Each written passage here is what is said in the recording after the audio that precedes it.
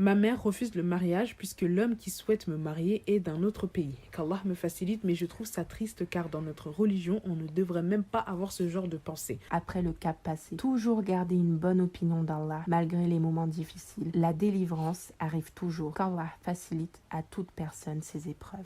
Bien plus qu'un podcast dédié aux femmes, Nissa Podcast, c'est ton podcast. Ici, deux sœurs qui souhaitent qu'à ton tour, tu fasses de tes difficultés la cause d'une force implacable et d'une foi inébranlable. Oui, car Allah ne nous a-t-il pas dit qu'après la difficulté est certes une facilité? Tu es là, nous sommes aussi. Ta voix compte, ton parcours nous inspire. Assalamu alaikum wa rahmatullahi wa barakatuh.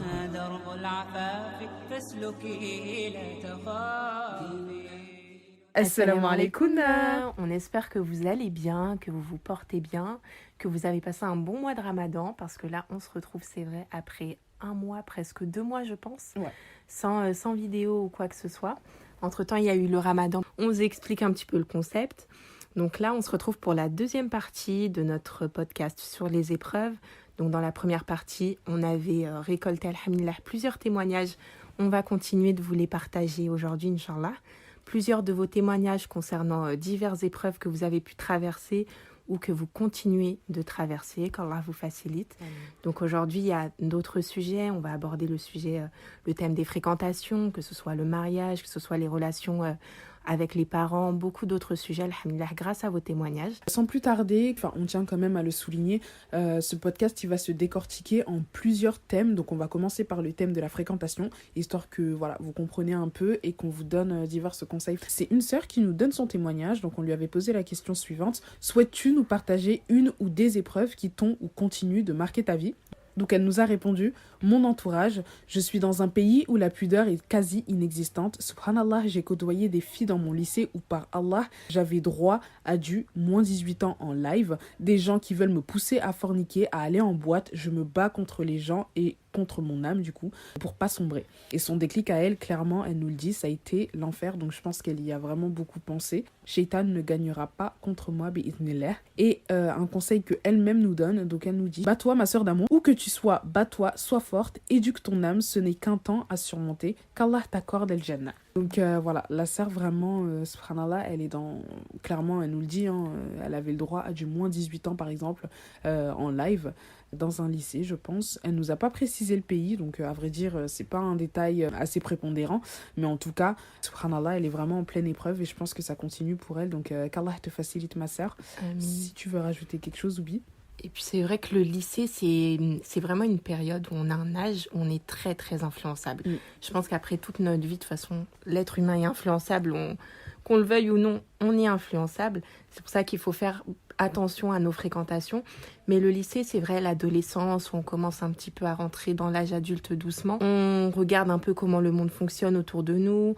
On peut être soumis à beaucoup de tentations. Donc c'est vrai que les fréquentations à cette période-là de notre vie, elles sont extrêmement importantes.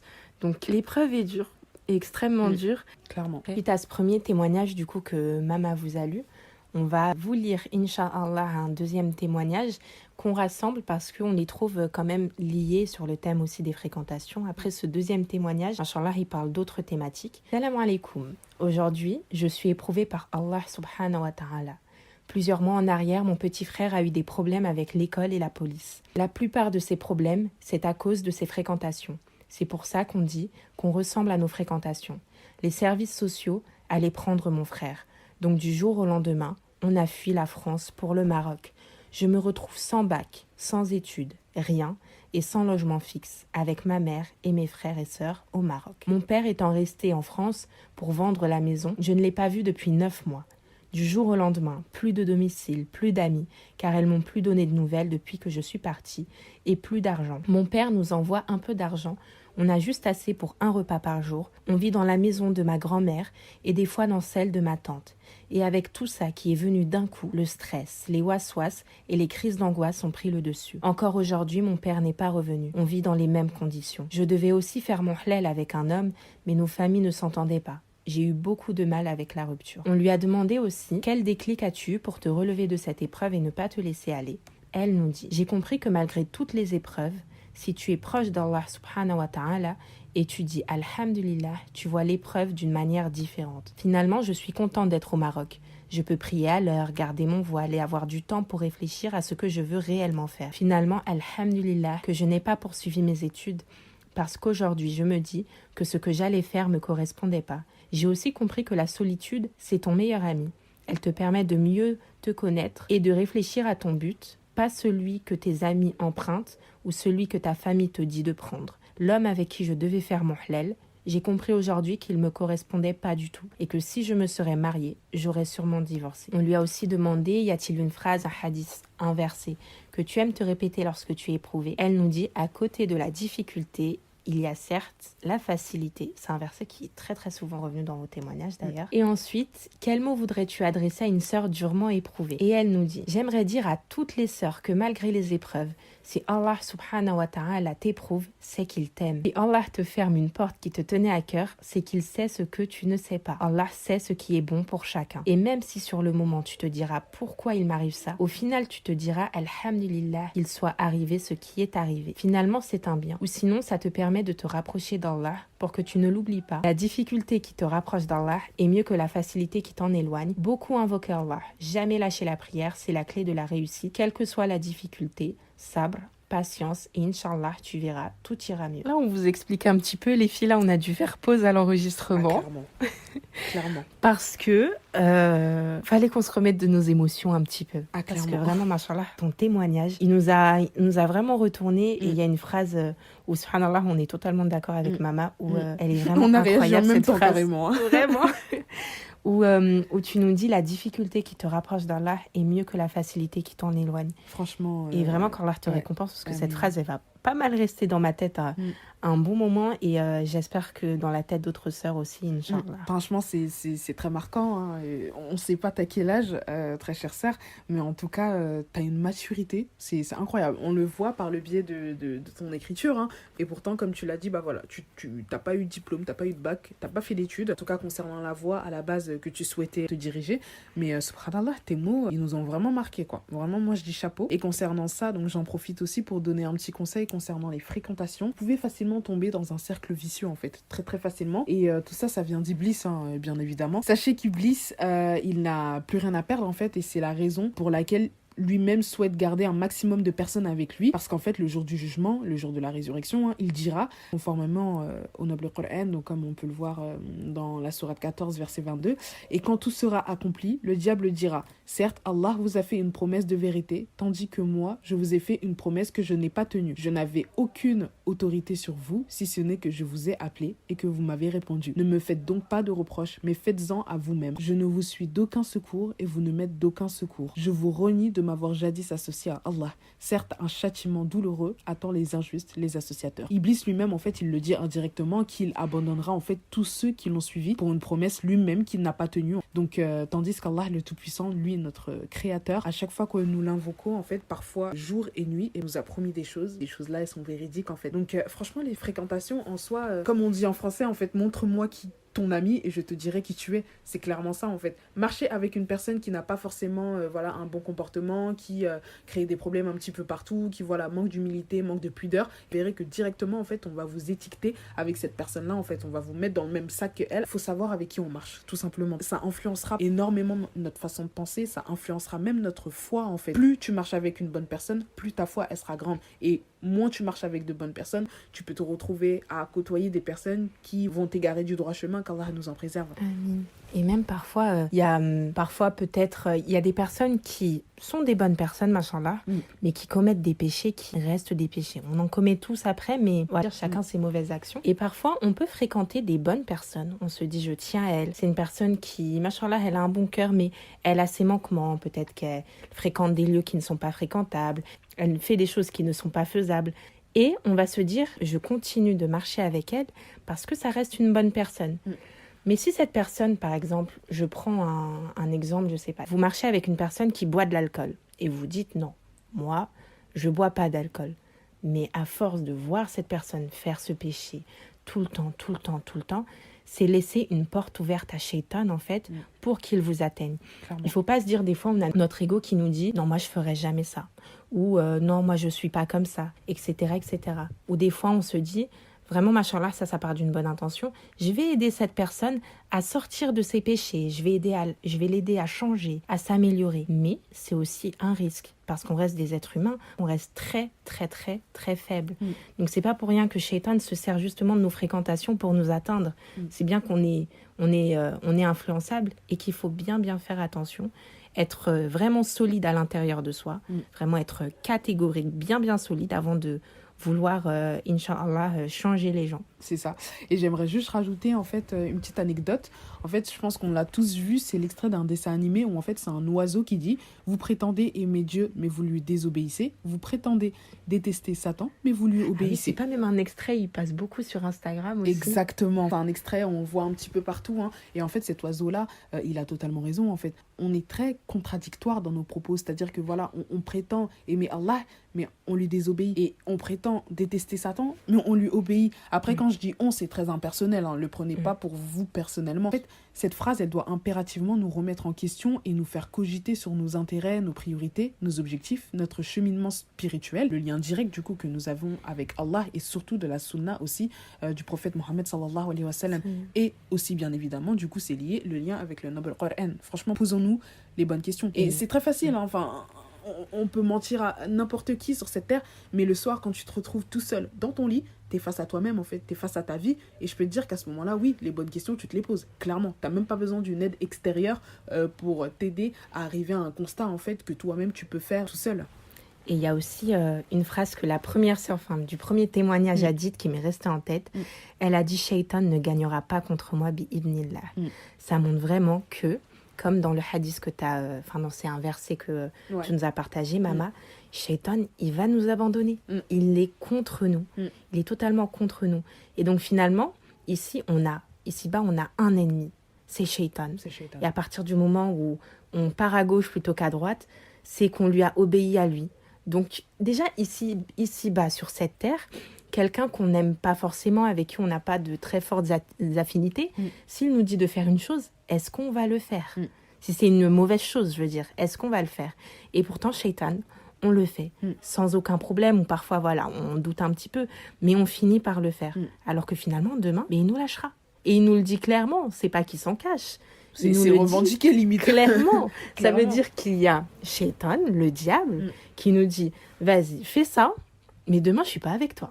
Demain, je suis pas avec toi. Chacun pour soi. Et pire encore, je t'ai appelé et tu m'as répondu. C'est même pas moi qui t'ai forcé la main. C'est je t'ai appelé, tu m'as répondu. Et donc, tu pourras t'en prendre qu'à toi-même. Et pourtant, on a une personne comme ça et on la suit. Et quand on vous dit ça, on parle même, mais pour nous en premier. Des fois, je me dis, mais dans quoi est-ce que tu t'embarques ? Non, tu sais que ça, c'est pas la voie droite. Et c'est pour ça aussi, la première sœur aussi a employé le terme éduque ton âme. C'est vraiment c'est ça le réel djihad, c'est le fait de se battre contre sa propre âme, faire le bien plutôt que le mal, parce que tant qu'on est ici-bas, on continuera d'avoir des duels comme ça, de toute manière, et que c'est vraiment de l'éducation et qu'il ne faut pas céder, parce que on a le même ennemi, les filles. Voilà. Il gagnera pas. C'est ça. Il gagnera pas, vraiment, comme on a dit dans l'un de nos reels, cherche refuge auprès d'Allah et tu ne pourras que gagner, hein, sincèrement. Il faut se rattacher au dua, il faut se rattacher aux bonnes actions, il faut se rattacher aux bonnes personnes également. Une fois qu'on a trouvé le chemin droit, il faut lutter pour y rester, quoi. Parce qu'en fait, pour moi, le plus compliqué, c'est vraiment le fait de rester sur le chemin droit, en fait. C'est même pas de rentrer dans un chemin droit. Pour moi, le plus compliqué, c'est d'y rester et d'être constant, en fait, dans les actes d'adoration. Pour moi, c'est vraiment ça le plus difficile. Avec l'aide d'Allah, voilà, ça ne peut que aller, hein. Bismillah. Inch'Allah. Et c'est vrai que on parle de Shaitan, le fait qu'il va nous laisser, mais rien que nos mauvaises fréquentations actuelles, bien sûr qu'elles vont nous laisser. Demain, au jugement dernier, ce sera chacun pour soi. Ils nous diront la même chose. Donc, autant s'aider dans des bonnes œuvres que dans des mauvaises. Parce que là, au moins, on sait que c'est un bon investissement, on s'aide à faire le bien. Mais dans des mauvaises choses, on sait très bien que demain, on meurt, il y aura chacun pour soi. C'est ça. Je te connais pas, tu me connais pas. Sans plus tarder, passons maintenant au thème du mariage. Et juste pour revenir sur le témoignage juste avant, la sœur, machallah, elle nous a fait quelque chose, c'est que quand elle a voulu nous donner des conseils, elle est revenue sur chaque épreuve qu'elle nous a expliquée, par exemple que ce soit ses études, que ce soit par rapport aux fréquentations de son frère, que ce soit par rapport à des problèmes financiers, etc. Elle est revenue dessus à chaque fois et elle nous a donné une réponse, un khayr, une bonne chose qui lui arrive aujourd'hui, qui fait qu'elle se dit « Alhamdulillah qui m'est arrivé ça ». Et dont une chose, elle nous a parlé de son projet de mariage. Elle nous avait dit « Je devais aussi faire mon halal avec un homme, mais nos familles ne s'entendaient pas. J'ai eu beaucoup de mal avec la rupture. » Et un peu plus bas, elle nous dit « L'homme avec qui je devais faire mon halal, j'ai compris aujourd'hui qu'il ne me correspondait pas du tout et que si je me serais mariée, j'aurais sûrement divorcé. » Donc à chaque fois, vraiment, Barakallahu fik, elle nous a à chaque fois donné des explications. Et cette phrase-là, ça nous permet de faire une petite transition sur les prochains témoignages, Inch'Allah, au sujet un peu du mariage et tout ce qui s'ensuit. Témoignage d'une sœur, donc ça concerne en fait le refus de son mariage par sa famille à cause des origines du coup de l'homme en fait avec qui elle devait se marier. Donc elle nous dit: ma mère refuse le mariage puisque l'homme qui souhaite me marier est d'un autre pays. Qu'Allah me facilite, mais je trouve ça triste car dans notre religion on ne devrait même pas avoir ce genre de pensée. On devrait juste regarder sa foi, sa gentillesse et son amour envers Allah. Mais malheureusement ma mère refuse, or qu'il est parfait, Allah ibari. Elle refuse car nos origines sont différentes. Elle nous dit un hadith en fait, c'est même pas un hadith, c'est le verset du noble Coran, donc dans la sourate Taha, que là où Allah subhanahu wa ta'ala nous dit: ne craignez rien, je suis avec vous, j'entends et je vois. Et un petit conseil qu'elle donne également à une autre sœur: ne désespère jamais, prie Allah, invoque-le et Allah te facilitera. C'est ce sujet-là, je me disais forcément le sujet du mariage, il revient quand il s'agit de témoignages. Forcément. Et en particulier ça, parce que c'est vraiment un des fléaux de notre société aujourd'hui où la jeunesse, elle a un peu de mal à se marier, que ce soit pour X ou Y. Je dis la jeunesse comme si j'avais 70 ans. Vraiment, ce qui n'est pas le cas. Non, mais ne nous en voulez pas. On a tendance à parler comme si on avait 70 ans. Mais vraiment, subhanallah. Donc, ce sujet, il revient et peut-être qu'il parlera à d'autres sœurs qui nous écoutent, Inch'Allah. Déjà, qu'Allah te facilite, qu'Allah t'accorde énormément de patience, qu'Allah fasse en sorte que tes parents se renseignent et apaisent aussi leur cœur au sujet de ce sujet-là. C'est vraiment très compliqué. Et vraiment, ce que je voudrais dire, c'est que le maître mot dans cette situation, c'est la patience. Et c'est extrêmement facile à dire. C'est super, super facile à dire. Parce que souvent, quand on a une situation très très frustrante comme celle-ci, on va essayer de trouver des échappatoires. Parce que dans toute souffrance, il y a Shaitan, on parlait de lui justement juste avant, il y a Shaitan qui s'immisce.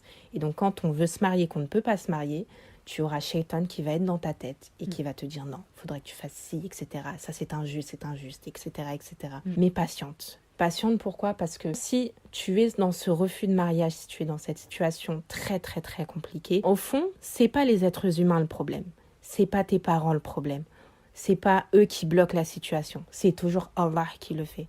Donc c'est Allah qui veut que tu sois dans cette situation, et tout comme c'est lui qui t'a mise dans cette situation, c'est lui qui te sortira de cette situation quand ce sera le moment parfait. Donc il y a un bien derrière. Et encore une fois, c'est facile à dire, c'est très compliqué à vivre. Mais il y a un bien derrière, donc patiente. Patiente, remets ta confiance en Allah.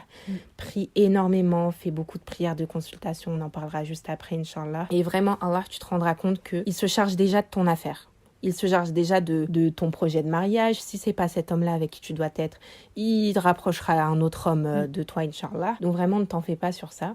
Et puis surtout, garder espoir, comme tu l'as très bien dit, parce que toute situation peut changer. Donc vraiment, ne pas se dire que ta mère ne changera jamais d'avis, ton père ne changera jamais d'avis, parce qu'au fond, c'est Allah qui détient les cœurs et il peut très bien le faire. Et aussi, pourquoi être dans la patience et ne pas être dans la recherche absolue de solutions, quitte à rentrer parfois dans des pièges de shaitan. Pourquoi ? Parce qu'on ne peut pas être totalement sûr de soi. Peut-être que la situation bloque justement parce que ce mariage n'est peut-être pas une bonne chose, Allahu a'lam, mais comme il n'y a que Allah qui sait, on patiente et puis on verra, Inch'Allah. Ensuite, la prière de consultation, c'est extrêmement important. Faire la prière de consultation, pour vous en parler un petit peu, le messager d'Allah, sallallahu alayhi wa sallam, nous enseignait la prière de consultation, donc la salat istikhara, dans toutes les décisions à prendre, comme il nous enseignait le Coran.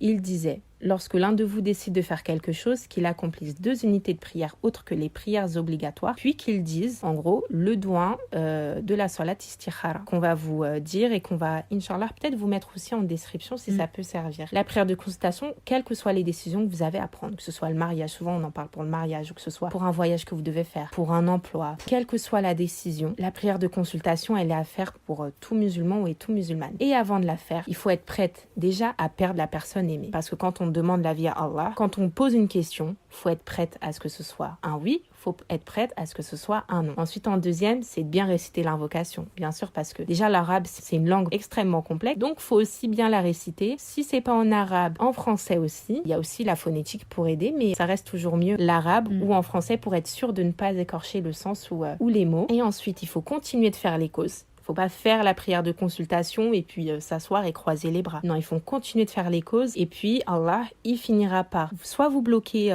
les portes, toutes les portes, vous verrez que toutes les portes se fermeront devant vous, ou soit vous faciliter ce que vous souhaitez, Inch'Allah. Et ensuite, en cinquième, c'est accepter la réponse. Peu importe qu'elle soit, ça rejoint le premier point. Perdre la personne aimée parce que c'est Allah qui décide et donc si on demande l'aide à Allah, il ne faut pas fermer les yeux sur les signes qu'il nous dit. Sans plus tarder, on va vous dire la traduction directement en français et puis on vous mettra tout directement en description concernant la Dora à dire après la prière de consultation, donc après avoir effectué les 2 unités de prière. Donc, vous dites: Ô Allah, je te consulte de par ta connaissance et je t'implore de m'accorder la capacité de ton pouvoir et je te demande de m'octroyer ton immense bienfait, car tu es certes capable et je suis incapable. Tu sais tout tandis que moi je ne sais pas.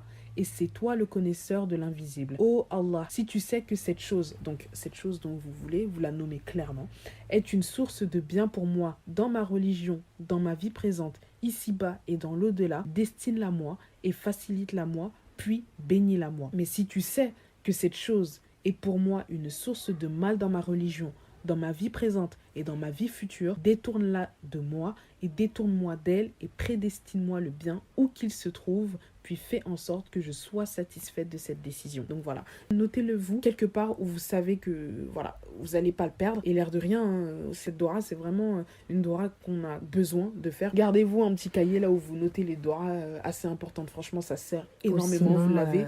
La citadelle du musulman où vous la retrouvez, que ce soit en arabe, en phonétique ou en français. C'est bien parce que dans les citadelles comme ça, en fait, vous avez les 3. Arabe, phonétique, français. Et on vous la mettra, si on oublie d'ailleurs, rappelez-nous sur Instagram ou peu importe en commentaire sur YouTube, de vous la mettre en arabe, en français, en phonétique, Inch'Allah, en description de ce podcast. Et on voulait revenir un peu sur cette doigt, justement, sur certaines phrases parce que elles sont extrêmement importantes. Lorsqu'on dit « tu es certes capable et je suis incapable », il s'agit là d'accepter notre faiblesse parce que oui, on est des êtres humains et donc on est faible. On doit accepter que Dieu est le seul capable de changer notre situation. On a beau parfois être déçu de X ou Y personne, mais au fond, il n'y a que Allah qui peut changer notre situation et donner réponse à nos questions. Et donc, par cette phrase, tu es certes capable et je suis incapable, on se confie totalement à Allah. Ensuite, il y a un moment dans cette doua où on dit, tu sais tout, tandis que moi, je ne sais pas. Et nous, c'est souvent... En tant qu'être humain, on oublie ça. On oublie qu'on ne sait pas. C'est même pas qu'on ne sait pas, c'est qu'on ne sait rien en fait.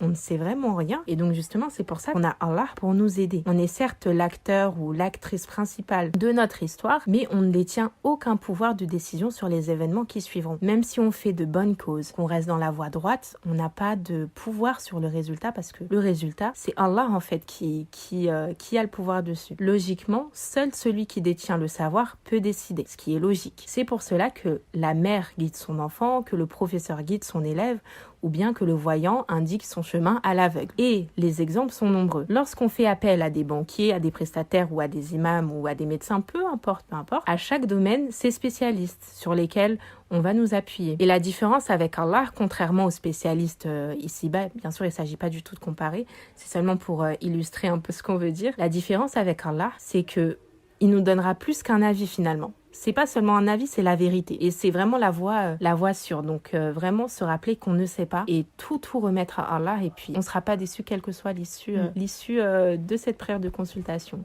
Et puis on ne va pas s'entêter à faire des choix aveuglément, alors qu'on sait qu'on peut être guidé par Allah. Donc vraiment faites votre prière de consultation. Ensuite, il y a encore une phrase sur laquelle je voulais revenir. Quand on dit une source de bien pour moi dans ma religion, dans ma vie présente dans ma vie future, ici-bas et dans l'au-delà. Surtout lorsqu'il s'agit de mariage. Car le mariage, mariage, on sait, on le répète souvent, que lorsqu'on se marie, on a réalisé la moitié de notre foi. Et souvent, on aime cette phrase parce que, machallah, elle est véridique. Mais ça sera possible que si votre époux, votre épouse est une cause et non un frein dans l'accomplissement de votre foi. Donc l'islam doit être un pilier central de votre union.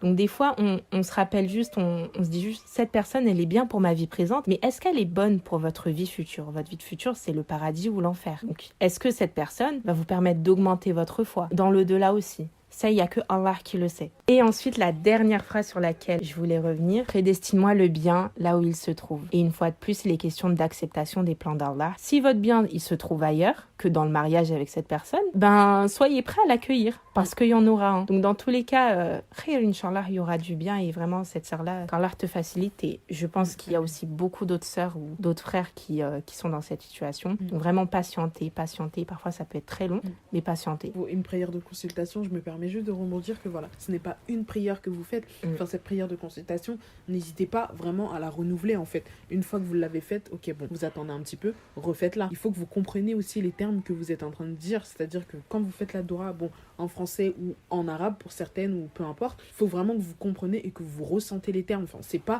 les dire pour les dire et hop, j'attends quelque chose. Non, il faut vraiment le ressentir, il faut vraiment comprendre ce que vous êtes en train de dire et il faut comprendre ce que vous êtes en train de demander. On va passer à un autre témoignage. Alors ça, c'est une sœur qui nous avait contacté par mail. Elle avait souhaité avoir quelques conseils. Je viens de me le rappeler. Faut savoir que toutes les sœurs qui nous contactent et pour lesquelles en fait on partage leurs témoignages directement dans nos podcasts, faut savoir qu'on a à chaque fois votre accord. Donc on le fait jamais sans votre accord. Ça c'est clair et net. Et libre à vous d'accepter ou non, bien évidemment. Le témoignage là concernant la sœur, ça concernait son mariage à elle, concernant sa belle famille, sa coépouse. Donc elle nous dit: j'ai fait 12 ans de mariage. J'habite dans une grande famille, toute la belle famille. Elle habite avec toute sa belle famille. Cette belle famille ne me supporte pas, ni moi, ni mes enfants. La grande sœur de mon mari est allée jusqu'à me battre en me laissant des cicatrices sur le visage. Mes enfants sont traumatisés de la situation. Après 1 mois de cette bagarre, mon mari a pris une seconde épouse et cela m'a encore plus anéanti. Je pense à chaque fois à sortir de ce ménage, mais je pense toujours à mes enfants et à leur avenir. Je ne me sens plus aimée ni désirée par mon mari. Je suis perdue. Je perds de jour en jour la confiance en moi. Je me sens seule et abandonnée.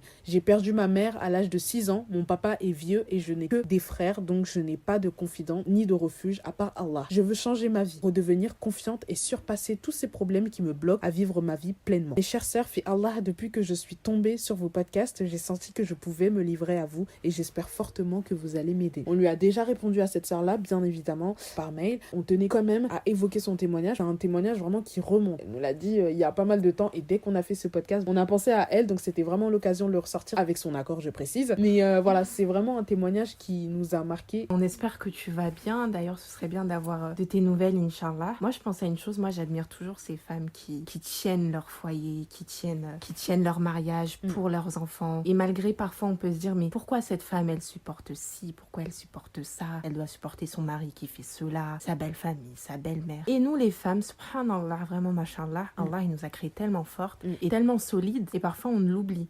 On oublie déjà nous-mêmes qu'on est forte et extrêmement solide. Et les autres nous le font oublier. Déjà, c'est ça. Et dans le cadre du mariage, là, je pense à quoi? Je me dis, t'es vraiment une femme exemplaire. Vraiment. Pourquoi? Parce que souvent, quand je dis qu'on se demande pourquoi ces femmes, elles supportent ci, elles supportent cela, il s'agit pas de comprendre finalement. Parce que ces femmes-là, je pense que en soi, elles le font pas pour leur mari. Elles le font pas pour leur belle-mère. Pourquoi? Parce que Allah leur a dit d'avoir un bon comportement envers leur mari et envers leurs prochains, envers leurs frères et leurs sœurs. Parfois, on peut regarder ces femmes un peu, bien sûr, toujours avec admiration, mais se dire, mais pourquoi tu ne quittes pas ton foyer? Ces femmes-là, elles restent correctes et courtoises avec les personnes qui les entourent parce que Allah leur dit de le rester. On espère que ta situation a changé. C'est aussi important de ne pas s'oublier en tant que femme parce que tu restes une femme, tu as besoin d'avoir aussi confiance en toi, de renouer ta relation avec toi-même, penser aussi à tes enfants. Déjà, je suis sûre que tu y penses matin, midi, soir, 24 heures sur 24, même si on pouvait rajouter des heures dans la journée. Aussi, les enfants ressentent beaucoup tout ce qui se passe autour d'eux, entre leurs parents, etc. Donc vraiment, qu'Allah les préserve et les permettre de grandir le plus sainement possible. Les sœurs, faites-vous tous des doigts mutuellement, là, vraiment que nos situations changent, Inch'Allah. Qu'Allah te récompense tout le mal que tu as subi. Si je peux me permettre, moi, je pense juste à une chose. Je me dis à chaque fois, toutes ces personnes qui t'ont fait du mal, qui t'ont insulté, qui t'ont frappé, peu importe qui elles sont, il y aura une justice dans tous les cas. C'est pas une justice de vengeance, mais que Allah, au jugement dernier, Allahu A'lam, mais il prendra leurs bonnes actions et ils te les mettront. Ils prendront peut-être même tes mauvaises actions et ils leur mettront à ces personnes qui t'ont fait du mal. Il y aura une justice. Ces personnes-là, Inch'Allah, on espère qu'elles se rendront compte du mal qu'elles t'ont causé. Les sœurs, hein, toutes les personnes qui ont fait du mal, vraiment, on prie Allah pour qu'elles se rendent compte à quel point elles vous ont blessé, qu'elles se réforment ici-bas parce que la justice d'Allah... Elle est ferme. Elle est ferme et personne ne sera lésé de ses droits, clairement. Personne. Non mais franchement, voilà. Qu'Allah nous facilite toutes, vraiment. Qu'Allah nous facilite toutes. D'ailleurs, on vous a remercié dans la première partie de ce podcast, mais pas là. Vraiment, merci beaucoup pour vos témoignages et c'est une confiance de dingue que vous nous avez accordée en nous partageant vos épreuves, vos difficultés. Donc, on va poursuivre avec le prochain témoignage. C'est une sœur qui nous dit, par rapport à son épreuve: avec ma mère, on n'a aucune relation mère-fille. C'est même tout l'inverse, malheureusement. Je voudrais que ça change car je suis souvent rabaissée et autres tous les jours à longueur de journée. Et quand je vois des proches et leur relation avec leur mère, ça me rend un peu triste car je n'ai pas cette chance-là. Il arrive qu'on ne se parle pas pendant des mois alors qu'on vit sous le même toit. Cela me brise le cœur, mais alhamdulillah, je ne me plains pas. Je me rappelle qu'Allah ne m'abandonnera pas. Si je l'appelle, il me répond. Si je lui réponds, il m'écoute. Et si je lui demande, il me donne. Et je vis pour Allah. Et elle aimerait dire à une autre sœur éprouvée qu'Allah est toujours là pour elle, qu'elles ont du courage et de la patience, relativiser car Allah ne nous donne pas une épreuve plus lourde que ce que l'on peut supporter et que Dieu éprouve ceux qu'il aime. Qu'Allah vous donne de la patience et le courage, mes sœurs. Amin. Les relations avec les parents. Franchement, que dire? Ça, limite, j'ai envie de dire, on peut faire un podcast entier dessus sur les droits que les parents ont sur leur enfant, mais également les droits que l'enfant ont sur leurs parents, parce que c'est vrai qu'en fait, ça va que dans un sens, à savoir les droits que les parents ont sur leur enfant. Voilà, on parle pas en fait de l'effet inverse. C'est vrai, un parent, il a pas mal de droits et de devoirs aussi, faut pas les oublier. Il a beaucoup de droits et il a surtout et aussi des devoirs envers son enfant. Ça, c'est un podcast entier à faire. Sincèrement, il y a énormément de choses à dire, mais cette sœur-là, ce qui fait de la peine, c'est qu'elle dit pendant des mois, elle peut ne pas parler à sa mère alors qu'elles vivent sous le même toit. C'est très... Ça fait mal en fait d'un côté parce que je me dis, admettons pendant plusieurs années, c'est comme ça entre cette mère et cette fille et à un moment donné, la mort, elle les chope. Que faire? Ça, c'est synonyme en fait de regret éternel parce que là, tu sais que dans ce bas monde, ça y est, c'est terminé. Une fois que la personne, elle est enterrée six pieds sous terre, tu peux pleurer toutes les larmes de ton corps. C'est pas ça qui va faire ramener la personne et d'ailleurs, rien ne fera ramener cette personne. La justice maintenant, elle se fera dans l'au-delà. Il y aura énormément de regrets. Je dis pas que c'est facile en fait de devoir renouer le dialogue avec une personne qu'on ne calcule pas pendant des mois et cette personne qui plus est sa propre mère ou sa propre fille, ça dépend de quel sens on prend. Qu'Allah te facilite, ma sœur. Amin. Vraiment qu'Allah te facilite et j'espère du coup que au moment où tu nous as écrit ce témoignage et à l'heure d'aujourd'hui, ça s'est arrangé. En tout cas, si tu as besoin de quoi que ce soit, n'hésite pas. Vraiment. Donc voilà, nos DM sont ouverts. Notre boîte mail est ouverte également. C'est avec plaisir qu'on te conseillera également. Et surtout, c'est vrai que moi, je trouve ça quand même, subhanallah, c'est faux parce que quand on sait que le paradis est sous les pieds de notre mère et que l'épreuve, elle se concentre sur ta relation avec ta mère, c'est extrêmement difficile. Du coup, quand on voit que c'est extrêmement difficile, on se dit, mais soit Allah t'aime énormément, ce qui est très fortement possible, ou soit Allah te réserve une énorme récompense que tu n'imagines même pas. Dans tous les cas, c'est positif. Et peut-être même les deux en même temps. Mais vraiment, c'est extrêmement compliqué, les relations avec les parents. Et la mère, c'est une porte vers le paradis et le père aussi. Vraiment, qu'Allah te facilite. Et vraiment, n'oublie pas de continuer à faire tes devoirs. Rester courtoise, de ne pas hausser le ton. C'est extrêmement important. Essaie de faire en sorte de ne te retrouver dans aucune situation où tu peux avoir tort. Vraiment. Toujours essayer, même si parfois c'est très compliqué, lorsqu'on est peut-être face à un parent qui est très froid, qui est peut-être rabaissant aussi dans ton cas, c'est très compliqué de faire le premier pas à chaque fois, et de se heurter à des murs. Mais essaye autant de fois que Allah t'en donnera la force de lui faire peut-être des cadeaux, peut-être qu'elle le rejettera, mais montre à Allah que tu fais ton devoir et que tu essayes d'améliorer cette relation. Et comme ça, Inch'Allah, demain au jugement dernier, comme ma maladie, ça peut arriver n'importe quand. La mort, elle peut frapper très vite. Mais le but, c'est de n'avoir rien à se reprocher, en tout cas le moins de choses possible. Fais ton devoir et puis Inch'Allah, ça s'arrangera. Mais sache que je pense que tu le sais déjà, de toute façon t'as pas besoin de nous pour te le dire, mais t'es très très très durement éprouvé. Tu seras récompensé Inch'Allah et continue les doigts. Notre témoignage qu'on aurait dû mettre aussi avec le thème de la fréquentation, en fait c'est une sœur qui nous contacte par rapport à une déception amicale qu'elle a vécue. Donc elle nous dit la perte d'un ami que je considérais comme mon meilleur ami, qui n'a fait que me décevoir. Au final je me suis rendu compte que c'était mieux ainsi. Allahu a'lam, je mérite mieux. Son déclic à cette sœur-là, c'est le fait qu'elle se rappelait en fait des bienfaits d'Allah Azzawajal et qu'elle s'est rendue compte qu'il est celui qui ne l'abandonnera jamais. Et donc elle nous dit également, comme Oubi l'a dit, c'est quelque chose qui revient souvent, à côté de la difficulté est certes une facilité. Si Allah il a éloigné donc ce meilleur ami d'elle, au fond il y a des raisons que elle ne sait pas. Allah subhanahu wa ta'ala il sait des choses qu'elle ne sait pas. Allah subhanahu wa ta'ala il connaît des choses qu'elle ne connaît pas. Allah subhanahu wa ta'ala aussi entend des choses qu'elle n'entend pas. Donc forcément quand une personne s'écarte d'une autre, faut pas essayer de s'apitoyer sur son sort. Allah sait et vous faites votre devoir. Continuez à rester une bonne personne. Oui, il t'a abandonné, c'est un fait, c'est réel, c'est un constat, mais il faut aller au-delà. Il faut se dire que Allah sait, moi je ne sais pas. Alhamdulillah. Dites-le du fond de votre cœur parce que ça se trouve, Allah vous a préservé de quelque chose qui était même encore pire que cette perte d'un ami cher. Je parle pour cette sœur-là, mais ça nous concerne en soi. Ça nous concerne toutes. Elle a dit quelque chose de vraiment trop kawaii. Je suis vraiment grave. Mais un mot à une sœur éprouvée, elle nous a toutes dit tawakkul, petit cœur. C'est vraiment trop mignon, vraiment. Tawakkul, donc la confiance absolue en Allah. On aura nos réponses. Et je sais pas vous, mais des fois, parce qu'on parle de réponses, on connaîtra les réponses les tenants et les aboutissants de nos épreuves. Inch'Allah, ça se trouve ici-bas, mais peut-être qu'on n'aura jamais les réponses ici-bas. Peut-être qu'on se demandera toujours, pas pourquoi, parce qu'il faut jamais remettre en question la volonté d'Allah, mais on se demandera toujours, cette personne, elle me convenait dans le cadre d'un mariage, ou vraiment, cette amie, on s'entendait vraiment très bien, donc subhanallah, ça s'est arrêté, peut-être sans raison, en tout cas apparente, etc.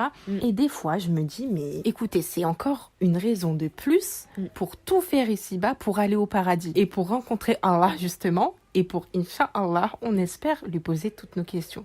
Du coup, ça, en fait, elle avait fait quoi, cette personne, etc. Je sais pas si ça se passera comme ça, mais des fois, je me dis ça. Je me dis qu'on aura nos réponses et je pense juste à ce moment-là. Et on se dira, mais alhamdulillah, mais Allah m'a tellement épargné. Soit ça sera ça le scénario, ou soit une fois qu'on sera au paradis, en fait ce sera le dernier de nos soucis de savoir ce qui s'est passé ici. Je pense que ça sera possible aussi. Mais vraiment vous aurez les réponses et dans tous les cas vous serez hyper heureuse. Donc tawakkul, petit cœur.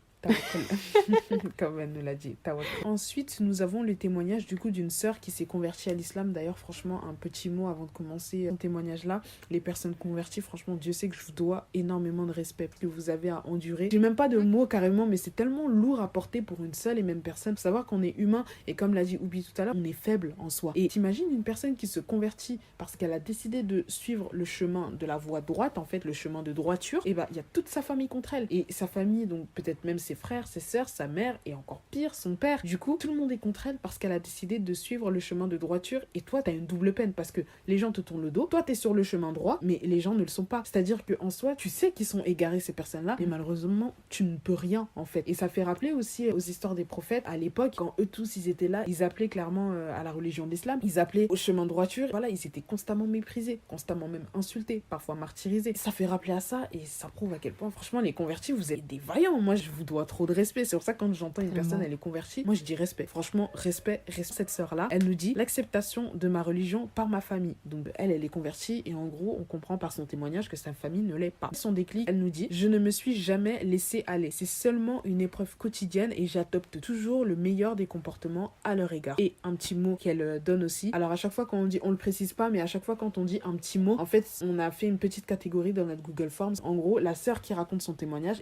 elle laisse un petit mot à une autre sœur qui est éprouvée. Donc en gros, le mot qu'elle donne à une sœur qui est éprouvée, c'est place ta confiance en Allah. Ne désespère jamais de sa miséricorde, ma sœur. Et vraiment, qu'Allah te récompense parce que tu adoptes la meilleure des attitudes, c'est d'avoir toujours le meilleur des comportements à leur égard. C'est vrai qu'en soi, là, ça rejoint deux choses. Ça rejoint le témoignage avec les relations avec les parents, etc.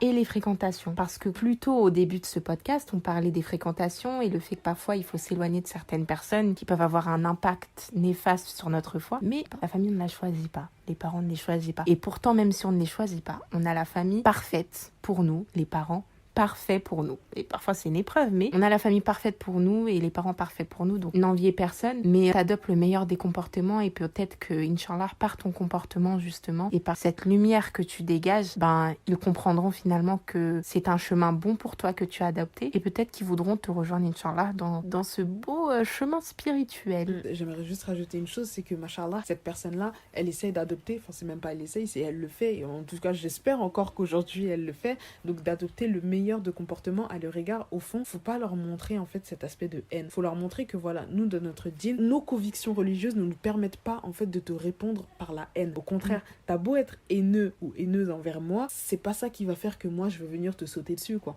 Au contraire, je vais te montrer qu'en tant que musulman, on peut pas se permettre de faire ça. On peut pas se permettre de répondre le mal par le mal en fait. Et qui sait, peut-être qu'en voyant ton comportement comme l'a dit Ubi, et l'air de rien, tu seras une cause pour leur conversion. En tout cas, on l'espère, Inch'Allah. On termine par le thème de la maladie. Donc, ce sont 2 sœurs qui nous ont contactés pour raconter leur maladie. Donc, il y en a une qui nous dit: je suis porteuse de handicap psychique. Ça complique mes rapports aux autres, notamment dans le milieu professionnel. Et son déclic à elle, ça a été: quand Dieu nous prive de quelque chose dans ce bas monde, il nous récompensera dans l'au-delà. Et ensuite, elle nous dit, elle, c'est un verset qu'elle aime répéter quand elle est éprouvée: la tahzan, inallahu ma'ana. C'est: ne sois pas triste, certes, Allah est avec nous. Et encore un mot qu'elle aimerait dire à une sœur qui est éprouvée, c'est: dans chaque difficulté, il y a certes une facilité. On vous l'a dit, hein, ça revient quasiment tout le temps. Hein. Dans chaque difficulté est une facilité. Et encore une fois, elle répète le verset: ne sois pas triste, certes, Allah est avec nous. Le handicap psychique, c'est compliqué. On imagine vraiment dans le milieu professionnel que ça doit être extrêmement compliqué. Pourquoi ? Parce que c'est un handicap qui est invisible. Quel que soit ce que tu as, c'est vrai qu'un handicap physique, on le verra facilement. On se dira: cette personne, elle peut être en fauteuil roulant, elle peut avoir des difficultés à marcher. Voilà, quel que soit le handicap physique, c'est physique, donc on le remarque et souvent on le justifie plus. Si tu as du mal à travailler, ok, je vois que peut-être là tu as telle difficulté. Alors que le handicap psychique, les handicaps, tout ce qui est maladie psychologique, tout ce qui concerne le interne, parce qu'il y a aussi des handicaps physiques mais qui sont aussi internes. Le corps à l'intérieur ne va pas, mais physiquement, on voit que la personne est debout sur ses 2 jambes. Tous ces handicaps-là, c'est des handicaps, on les appelle les handicaps invisibles parce que ça ne se voit pas, mais pourtant la personne souffre tout autant. Et donc dans le milieu professionnel, expliquer à son manager ou à son patron ou à peu importe ses collègues que là, ok, là j'ai du mal à réaliser telle mission parce que là, ça ne va pas, c'est très très compliqué. Parce qu'on peut se dire, bon, cette personne peut-être qu'elle est fainéante, peut-être qu'elle est incompétente, ou peut-être juste qu'elle n'a pas envie de travailler. C'est très compliqué. Donc pour la personne porteuse de handicap, c'est très très frustrant. Il ne faut pas que tu t'isoles. Vraiment qu'Allah te facilite. J'aimerais aussi parler peut-être à toute personne qui nous écouterait, Inch'Allah, et qui ne serait pas porteuse de handicap physique ou de handicap psychique, quel que soit, se rendre compte qu'il y a des personnes qui souffrent et où ça ne se voit pas. Des personnes porteuses de handicap invisibles. On ne le voit pas. C'est pas parce qu'on ne voit pas la souffrance d'une personne qu'elle n'existe pas. On parle souvent, on peut parler de maladie, on peut parler de handicap, mais peu importe. Là, on a la preuve, du coup, avec les 2 parties qu'on a faites sur les épreuves, qu'on a toutes et tous des souffrances qu'on ne dit pas. Et ça ne se voit pas. On peut souffrir parfois, avoir mal au cœur à cause d'une épreuve. C'est très, très, très, très douloureux. Ça peut même parfois, je veux pas utiliser le mot handicap à toutes les sauces, mais en tout cas, ça peut être handicapant au quotidien. Donc, on a toutes des souffrances et ne pas négliger la souffrance d'une autre personne parce qu'on ne la voit pas. Parce que non, il y en a. Et donc, soit dans le monde professionnel, si un collègue vous dit ça ne va pas, c'est que ça ne va pas. Donc, le prendre en compte, toujours garder le bon soupçon. Vraiment qu'Allah te facilite cette épreuve, te permettre de continuer ta vie professionnelle. On espère que tu aimes ce que tu fais, que tu as aussi des collègues qui sont compréhensifs et compréhensives et que, Inch'Allah, ça ira. Et je sais pas si tu habites en France, n'hésite pas à te renseigner. Enfin, j'imagine peut-être que c'est déjà fait, mais il y a aussi beaucoup de choses, Inch'Allah, qui existent en France pour aider justement les personnes en situation de handicap. Une autre sœur aussi, du coup, par la même occasion, qui avait une paralysie du pied et donc différentes opérations. Et du coup, ça a été ça, son épreuve. La paralysie du pied gauche suite à une hernie discale, 2 opérations du dos entre 23 et 28 ans et des douleurs de dos sciatiques quotidiennes depuis 15 ans. Son petit déclic à cette sœur, de savoir qu'Allah nous aime plus que nos propres mères et qu'il nous veut du bien, qu'il fait toujours voir les bienfaits de cette épreuve et ce qu'elle a pu m'apporter et me concentrer sur ce qui va bien dans ma vie et les bienfaits qu'Allah m'offre au quotidien. Au final, j'ai très mal tous les jours, mais alhamdoulilah, je marche et c'est déjà une chance. Donc, subhanallah, elle est vraiment courageuse cette sœur. Le verset qui la fait tenir, c'est: ne craignez rien, je suis avec vous, j'entends et je vois. Un petit mot qu'elle aimerait dire à une sœur: ne jamais perdre espoir en Allah, il connaît ce que l'on ne connaît pas, alors soyons patients. Et il y a une chose aussi, moi j'admire beaucoup les personnes qui ont des maladies comme ça chroniques, ou en tout cas des problèmes de santé comme ça chroniques, qui sont récurrents, qui durent depuis peut-être plusieurs mois, plusieurs années. Parce que quand on sait que, je crois qu'on a parlé de ça dans la première partie, mais qu'il n'y a pas une seule souffrance en tout cas que l'on va ressentir, aucune tristesse ni quoi que ce soit, c'est encore là, ne nous enlève en tout cas des péchés, ou en tout cas on est purifié par les épreuves. Et imaginez une personne qui est malade et qui tous les jours souffre physiquement, à quel point Allah s'occupe de cette personne-là et à quel point Allah lui veut du bien, parce que oui, elle souffre mais en même temps elle se purifie. Allah a décidé de la purifier ici-bas pour que, Inch'Allah, cette personne rencontre Allah sans péché. Et suite à ça, après ce témoignage, Inch'Allah, je crois que Mama, tu nous parleras du fait de parfois jalouser les personnes qui n'ont pas d'épreuves ou qui ont des épreuves différentes de nous, mais de la même manière, il ne s'agit pas de jalouser les personnes qui ont des épreuves, mais se rendre compte que il y a un khayr derrière, une bonne chose derrière, un bienfait qui est juste incroyable. Par la maladie, que ce soit psychique, que ce soit psychologique, que ce soit physique, peu importe, Allah, il nous purifie de cette manière-là. Il vous donne toute la force possible du monde, parce que c'est extrêmement compliqué. Mashallah, vraiment, Allah mabarik, tu dis que quand même tu marches, tu as un courage et une manière de voir les choses qu'on devrait tous et tout prendre exemple sur toi.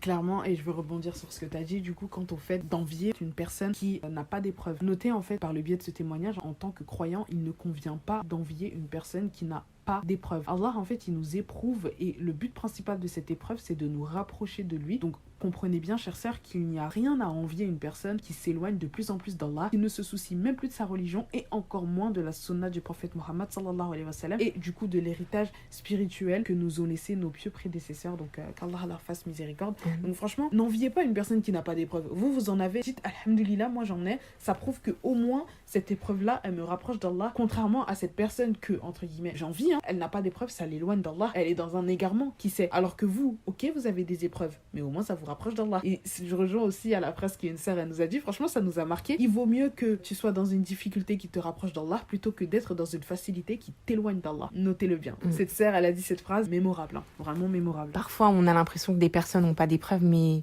c'est faux.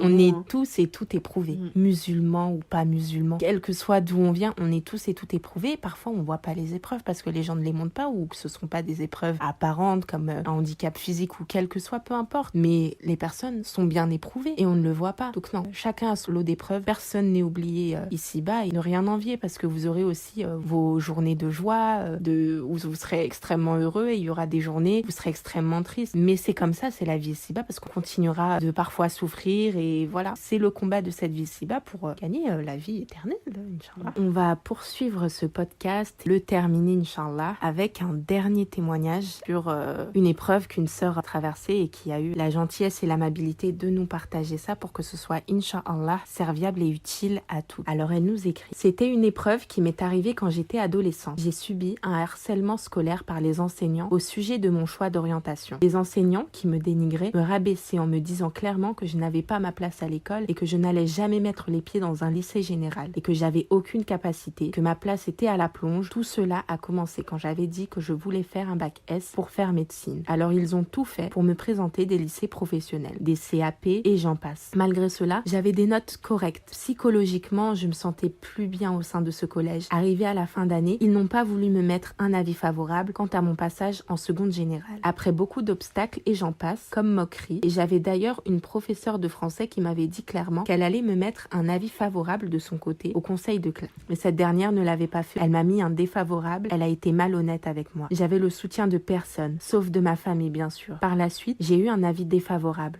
Donc j'ai fait appel. Donc mon dossier a été transféré dans un autre collège pour être réexaminé. J'étais à ce moment pas bien, triste, je ne sortais plus. J'avais envie de parler à personne. J'étais vraiment au plus bas et j'entrais dans une dépression. Ma sœur m'a emmenée à la mosquée. J'avais commencé à prier, à faire des doigts et j'avais à ce moment-là commencé à prier. Et j'avais vraiment une confiance ultime en Allah. Et je m'étais rapprochée d'Allah. Les jours avançaient et avec l'aide d'Allah, j'ai eu un avis favorable pour mon passage en seconde. Durant mon année de la seconde générale, j'étais parmi les premiers de la classe et j'avais demandé un baccalauréat ES et ils me l'ont accordé. J'ai eu par la suite mon bac général du premier coup et maintenant je suis en licence de droit. Et depuis, je n'ai jamais lâché ma prière. Alhamdulillah. Et elle nous dit aussi une phrase qui l'a aidé à surmonter ses épreuves: Allah rend l'impossible possible et qu'il faut continuer de garder confiance en Allah. Magnifique. Ce témoignage-là, oui, je crois que le mot, t'as raison, Mama, c'est magnifique. Pourquoi ? Parce qu'elle nous donne son épreuve et elle nous donne aussi, comme vous toutes, vous l'avez fait, c'est les enseignements derrière. Aujourd'hui, elle nous dit qu'elle ne lâche jamais sa prière. Pourquoi ? Parce que c'est ce qui l'a aidé non seulement à surmonter cette épreuve, mais c'est ce qui l'a aidé à tenir le coup. Encore une fois, on le disait au début, le lycée, c'est une période très, très, très importante dans le développement d'un jeune homme ou d'une jeune femme. Et donc, quand vous avez toutes les personnes de votre entourage, en tout cas au collège, qui vous rabaissent, rabaisse, qui vous dit que non, vous ne pouvez pas faire ceci ou cela. Donc oui, vous perdez confiance en vous. Et oui, vous commencez à baisser les bras. Et oui, vous commencez à sombrer. Et dans ces moments-là, quand on sombre, il nous reste qui? Il nous reste Allah. Et donc c'est avec Allah qu'on remonte petit à petit la pente. Cette sœur, elle a été forte, Allahumma barik. On espère que ça fait résonance à d'autres sœurs qui peut-être ont traversé la même épreuve, que ce soit dans l'environnement scolaire ou même professionnel, où il y a aussi beaucoup de harcèlement et de discrimination, surtout quand on porte le voile, déjà quand on ne le porte pas, mais quand on porte le hijab aussi beaucoup. En tout cas, en France et aussi dans d'autres pays, c'est pas propre à la France. Mais on espère qu'aujourd'hui, tu es épanoui dans ce que tu fais et que, en tout cas, on est sûr que cette force-là que tu as gagnée durant cette épreuve, elle te sert encore aujourd'hui et elle te mènera loin, Inch'Allah. Pour finir notre deuxième partie de podcast, on va terminer par des petits conseils que l'on vous donne et des conseils que des sœurs aussi vous donnent. C'est vrai qu'on ne l'avait pas précisé, mais on vous a partagé du coup un Google Forms où vous nous avez gentiment partagé tous vos témoignages et on vous a laissé le choix. Vous aviez le choix de nous partager un témoignage ou non, ou seulement des conseils qui seront bénéfiques à toutes, Inch'Allah. Et donc là, c'est des sœurs qui ont souhaité nous partager en majorité des conseils. Le conseil donc de deux sœurs qui ont une épreuve assez commune, donc par la mort d'un être cher, l'une qui a perdu son enfant et qui nous dit: priez chaque jour et demandez à mon Créateur de me donner la force et me combler de patience. Elle nous dit aussi patience, prière et foi en Allah, croire en sa destinée, qu'elle soit bonne ou mauvaise. Celle qui a perdu du coup un autre être cher, à savoir son papa, Allah yarhamou, qui nous dit: ça ne sert à rien de pleurer ou être triste. Son père, donc du coup Allah yarhamou, n'aurait pas aimé me voir comme ça, alors je demande à Allah de me donner la force. Donc elle conseille également: prie Allah, fais le bon autour de toi et tout ira bien. Une autre sœur qui nous partage un conseil, elle nous dit: si cette épreuve ne te rapproche pas davantage d'Allah, tu es en train de la rater. Comme toutes vos phrases, tous vos conseils sont extrêmement précieux, parce qu'une épreuve, c'est vrai que je prends un exemple tellement bête. Je prends l'exemple de l'émission Koh Lanta. Vous connaissez sûrement Koh Lanta. Koh Lanta, bon, c'est une émission avec plusieurs épreuves, etc. Donc les épreuves, tu les perds ou tu les gagnes. Mon exemple, il est vraiment nul, je suis d'accord. Mais dans la vie, c'est comme ça. Disons que les épreuves, il faut les gagner, et la manière de les gagner, c'est, elle l'a très bien dit, c'est de se rapprocher d'Allah. Donc on espère que nos épreuves nous rapprochent actuellement d'Allah, Inch'Allah. Une autre sœur du coup nous dit: Salam alaikum, je suis toujours dans l'épreuve depuis 6 ans maintenant. Allah te facilite. Je tiens encore grâce à Dieu, même s'il y a des moments où on désespère, mais c'est un combat au quotidien et beaucoup évoquer et invoquer Allah. Et elle nous partage une phrase qui l'aide à surmonter cette épreuve, celle que j'ai mis en fond d'écran de mon téléphone: ne désespère jamais de la miséricorde d'Allah, même si l'épreuve se prolonge. Et elle nous partage patience, prière, invocation, la demande de pardon et l'aumône. En gros, toutes les causes pour être délivré d'une épreuve. À côté de la difficulté, il y a certes une facilité. Toute chose et toute attente a une sagesse derrière qu'on ne comprendra seulement après le cap passé. Toujours garder une bonne opinion d'Allah malgré les moments difficiles. La délivrance arrive toujours. Qu'Allah facilite à toute personne ses épreuves. Amin. Elle nous a terminé ce podcast avec des doigts. Voilà les filles, c'était la deuxième partie concernant notre podcast sur les épreuves, la deuxième et la fin. On espère vraiment avoir pu vous aider. On espère que les conseils que toutes les sœurs qui ont participé et qui ont contribué à ce podcast, on espère que ces conseils-là et nos conseils vous ont aidé. N'hésitez pas également à regarder la barre d'infos pour voir également le reste de nos conseils qui pourront vous aider. Merci pour tout. On ne cessera jamais de le dire. Vraiment, c'est vous, limite, vous avez contribué aussi à ce podcast. Merci infiniment. On doute bien, ça n'a pas été facile parfois pour certaines d'écrire leurs témoignages, d'écrire leurs épreuves. Qu'Allah vous facilite. Les épreuves, elles sont dures. Mais les filles, objectif paradis. Inch'Allah, on aura le paradis. Gardez ça en tête. Objectif paradis. Je suis à 2 doigts de changer la bio Instagram pour mettre objectif paradis. Mais on ne lâche pas. Et puis, si vous avez besoin, on ne cessera pas de dire. Toujours, on est ouvert. Que ce soit par mail, on vous mettra encore notre mail dans la barre de description. Et aussi en DM Instagram. Et même si nous, on peut vous aider ou vous répondre, continuez de prier. Des doigts, ne lâchez pas. Merci beaucoup pour votre confiance. À bientôt pour, Inch'Allah, un autre podcast. Assalamu alaikum wa rahmatullah wa barakatuhu. Bismillahir Rahmanir Rahim. Alam nashrah laka sadrak wa wada'na 'anka wizrak alladhi أنقض ظهرك ورفعنا لك ذكرك فإن مع العسر يسرا إن مع العسر يسرا فإذا فرغت فانصب وإلى ربك فارغب